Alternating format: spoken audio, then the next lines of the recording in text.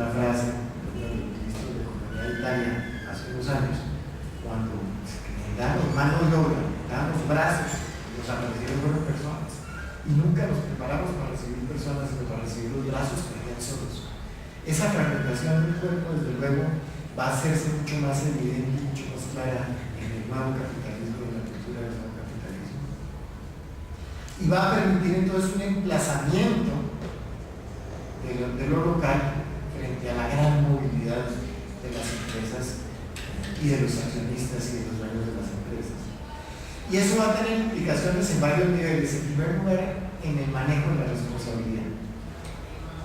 Bauman lo dice de una manera muy linda, dice: después de la fiesta, las empresas se van a dormir su resaca en otra parte y los dueños de la casa se quedan a recoger la basura y los platos rotos. Es el entorno, es el territorio, es la naturaleza en la cual se instalan estas empresas. Caso de Ristar, por ejemplo, acabamos de estarlo viviendo. Explotan el territorio y se largan.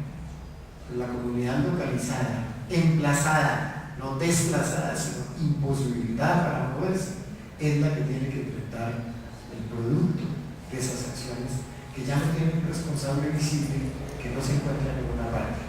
En ese trabajo que les mostré que estamos haciendo en el norte de Bogotá, hemos encontrado una cosa muy curiosa, y es que varios predios pertenecen a personas que cuando les hemos ido a buscar para entrevistarlas sobre qué opinan de la declaratoria de la reserva en esa zona, no sabían que eran propietarios de predios en esa zona. Y no sabían que eran propietarios de predios porque ellos no compraron los predios. Ellos compraron acciones de empresas que ellos no saben que tienen. Compraron la acción por su valor en bolsa. Y cuando esa acción va perdiendo valor, la venden, pero nunca saben realmente qué es lo que tienen. Y por lo tanto tampoco tienen la obligación ética y política de responder por sus acciones, porque ni siquiera saben en qué se ejercen. Las acciones les impiden tener conciencia misma del impacto de esas responsabilidades frente a la transferencia de esa responsabilidad a las sociedades locales. Eso tiene implicaciones también muy grandes en otros aspectos, lo dice Bauman, lo explica de manera preciosa en Richard Sennett en varios de sus trabajos, donde nos dicen: mire, el problema fundamental de hoy es que cambió por completo la manera como antes vivíamos. Nosotros entrábamos a una empresa en la que vivíamos nuestra vida, nos pensionábamos, comprábamos la casa, llevábamos los niños al colegio y esperábamos dormir tranquilamente después de que nos pensionábamos. Hoy en día la cosa funciona de manera completamente distinta, porque nadie tiene contrato de larga duración. En el año de 1996, el presidente del Banco Federal Alemán hizo un discurso que hubiera pasado completamente desapercibido si Bourdieu no lo hubiera visto y hubiera respondido durísimo en un artículo precioso. Yo creo que hay otras partes de Bourdieu que no me gustan tanto, pero este artículo sí es precioso, donde le responde al presidente del Banco Federal Alemán a ese discurso. Y en ese discurso el presidente del Banco Alemán dijo lo siguiente: dijo, a partir de hoy el mundo cambia y las obligaciones de los estados cambian, porque a partir de hoy su principal obligación es la de crear condiciones para la confianza inversionista. Frase que para nosotros debe ser completamente, ni siquiera se le inventaron aquí, ¿no? Eso se le inventó el presidente del Banco Mundial, del Banco Federal Alemán. Esas condiciones para la confianza inversionista llevaron a la generación de un paquete de reformas que tienen que ver sobre todo reformas laborales, básicamente, y reformas en la seguridad social, y que implican entonces que a partir de entonces, cosa que se ha venido haciendo desde antes, pero a partir de entonces no hay contratos de larga duración, y lo más grave de todo, a personas de mi edad y que hemos vivido lo que hemos tenido que vivir, cuando buscamos un empleo ya no nos piden la hoja de vida, porque ya no les importa lo que éramos capaces de hacer o lo que aprendimos a hacer, sino que por el contrario lo que aprendimos a hacer se vuelve un problema, porque lo que se necesita hoy es la capacidad de responder rápidamente al cambio. Entonces el tipo de exámenes que se hacen hoy para los aspirantes a las empresas es completamente distinto al que nos servían hace unos pocos años para poderlos contratar. La hoja de vida ya no tiene ningún valor, excepto como ancla y en la medida en que es un ancla, es un estorbo para podernos permitir ingresar en el mercado laboral. Pero al mismo tiempo eso implica otra cosa importantísima cuando pensamos en términos de la educación, y es que ya no hay carreras de larga duración. Si no entramos a una empresa para pensionarnos, sino que todo el tiempo nos estamos moviendo, y eso implica, Richard Sennett hace una serie de ejemplos preciosos y muestra que más o menos cada 8 años una persona europea o norteamericana tiene que reciclarse, tiene que cambiar de profesión, tiene que meterse en otra cosa y empezar a formarse muy rápidamente y a responder muy rápidamente, con todas las implicaciones que eso tiene también en las transferencias de la responsabilidad sobre sus actos, pero también con todo lo que eso implica en inseguridad, en incertidumbre, en miedo, en angustia y en ansiedad.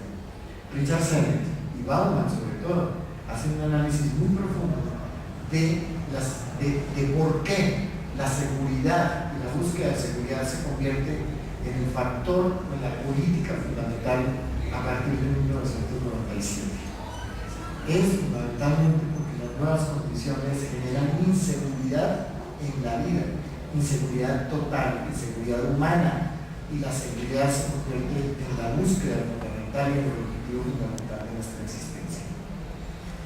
Voy a terminar leyendo un par de cositas que solamente lo hago para profundizar en lo que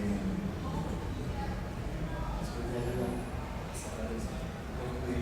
Pero bueno, con relación a algunas de las ideas, a dejarlas un poquitito más detalladas.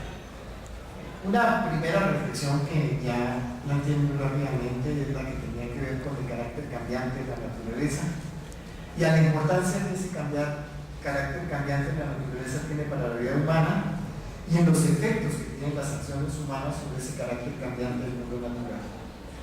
La base de estas relaciones obviamente es la ideología, las ideas que tenemos acerca de la manera como nos relacionamos con la naturaleza y la creación de discursos y prácticas sociales que nos hacen creer que la tierra y la naturaleza constituyen el primer valor de apropiación y de provecho particular. En Colombia es claro que el rentismo es una de las actividades que más producen de las actividades económicas fundamentales.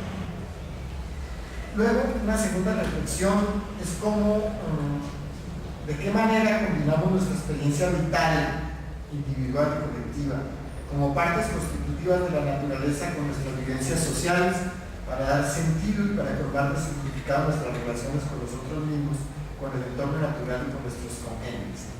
Los seres humanos somos a la vez, esto para los antropólogos es clarísimo, biología y cultura. Estamos inscritos en un sistema que no puede escapar de lo que Guattari, copiándose de Bergson y sin citarlo, casi siempre llama las 3 ecologías. Vamos a resumirlo en el ecosistema, el sociosistema y el ecosistema, y nuestra relación con los 3 niveles. Al referirse al individuo, a su entorno natural y a su entorno social, él lo llama autoecología, socioecología y ecología propiamente dicha. No podemos escapar a la constatación de esa realidad, así como no debemos pensar que tenemos un cuerpo separado de la mente.